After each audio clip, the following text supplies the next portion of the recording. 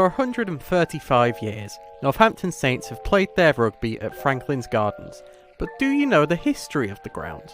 St James Premier Rugby Stadium is far more than just a pitch.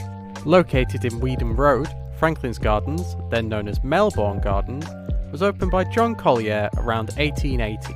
When Collier died around 1886, John Franklin, who owned Franklin's Hotel on Guildhall Road, purchased the gardens and gave them their iconic name, Franklin's Gardens.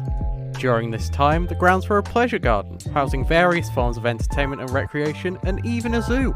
Despite the stadium still bearing his name to this day, John Franklin's ownership of Franklin's Gardens was remarkably short. Just a couple of years after he purchased the grounds in 1888, they were sold once more to Northampton Brewery Company, who helped the area truly develop its identity. They rapidly improved the area, developing its credentials as a sporting ground with a running track, a swimming pool, and even a cricket ground. Around this time is when Northampton Saints, then known as Northampton St James Rugby Club, began using Franklin's Gardens as their regular home. It was in 1927 when Franklin's Gardens truly came into its own as a rugby stadium, however, as the main stand was built.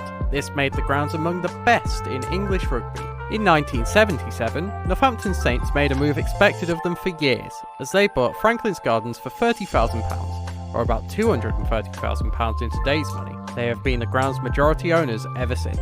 Besides the addition of a couple of stands and the redevelopment of the North Stand in 2015, Franklin's Gardens has remained as they were, with one major exception. In September 2021, Northampton Saints entered a naming rights deal with car purchasing company Cinch. The deal saw the name of Franklin's Gardens change for the first time in over 130 years. Legally, it is now known as the Cinch Stadium at Franklin's Gardens. What do you think of the name change? What's your favourite period of Franklin Gardens history? Let us know in the comments below.